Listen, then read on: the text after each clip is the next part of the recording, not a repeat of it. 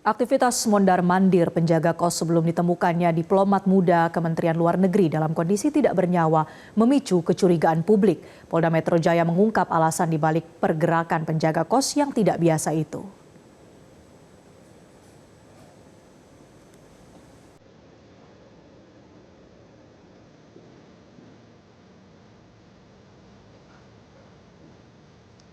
Kasubdit Penmas Polda Metro Jaya AKBP Reonald Simanjuntak mengatakan mondar-mandirnya penjaga kos ini terjadi karena ada 3 kali permintaan dari istri korban untuk memeriksa kamar.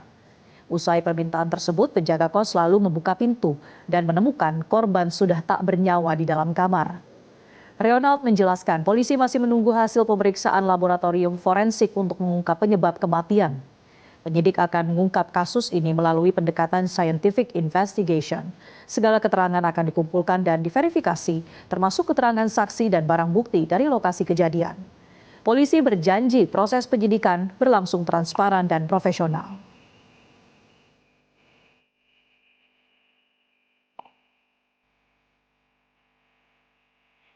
Tiga kali istri korban menghubungi penjaga kos untuk mengecek kamar korban. Itulah kenapa penjaga kos bolak-balik memeriksa kondisi kamarnya korban, sehingga paginya baru dari penjaga korban untuk membuka kamar.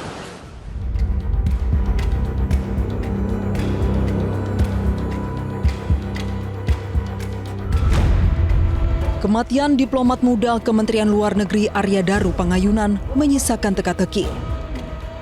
Hingga kini belum ada yang tahu pasti apakah pria 39 tahun itu meninggal akibat bunuh diri atau pembunuhan yang direncanakan secara rapi. Kriminolog Hanifah Hasna menilai sangat mungkin diplomat muda itu menjadi korban pembunuhan. Namun harus dilihat bagaimana posisi lakban melilit kepala korban. Menurut saya sangat memungkinkan bahwa ini adalah kasus pembunuhan. Karena kita kan perlu melihat ya, seberapa ketat dia melilitkan lakban ini. Diawali dari mana dulu? Apakah dari kening, apakah dari leher, apakah dari dagu gitu ya. Karena sebetulnya kalau kita melihat, oh ini yang awal permulaan lakban ini adalah dari mulut. Berarti kan ada upaya untuk membungkam bahwa korban tidak boleh berteriak ketika korban itu masih sadar.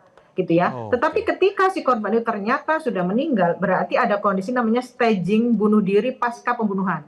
Staging bunuh diri pasca pembunuhan itu adalah kondisi di mana korban sudah terbunuh, tetapi ada orang lain yang pura-pura atau merekayasa pembunuhan ini seolah-olah dia menjadi korban bunuh diri. Berarti kasus ini menjadi kasus yang sangat-sangat kompleks karena sudah dipersiapkan dengan rapi oleh pelaku. Sosiolog kriminalitas UGM Suprapto menilai kondisi kepala yang terlilit penuh dengan lakban tak mungkin dilakukan sendiri. Karena itu harus dilakukan penyelidikan secara menyeluruh.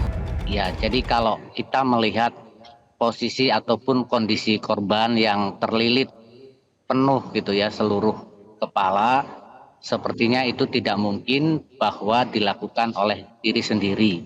Meskipun ada temuan bahwa di lakban itu ada sidik jari korban gitu ya, karena bisa saja si pelaku itu menggunakan sarung tangan sementara kemudian tangan korban ditempelkan di lakban itu. Tetapi memang di satu sisi dinyatakan bahwa CCTV tidak menunjukkan ada tanda-tanda kekerasan, kemudian juga akses untuk menuju ke kamar itu hanya searah dan itu terkunci dari dalam. Ini saya kira perlu didalami juga karena ada informasi bahwa sebelum itu mereka si korban ini mendapat kiriman makanan lalu dia keluar sebentar dan seterusnya gitu. Sangat mungkin bahwa makanan itu berisi bius gitu sehingga ketika dia dilakban dalam kondisi tidur lelap, bius dalam dosis tinggi karena waktunya sangat pendek. Jadi saya kira memang perlu dilakukan penyelidikan secara komprehensif. Hingga kini penyelidik Polda Metro Jaya dan tim forensik masih mempelajari sejumlah barang bukti, baik hasil rekaman kamera CCTV, hasil otopsi, dan jejak digital korban. Kapolda Metro Jaya menyebut kasus ini akan terkuak dalam waktu sepekan. Tim Liputan Metro TV.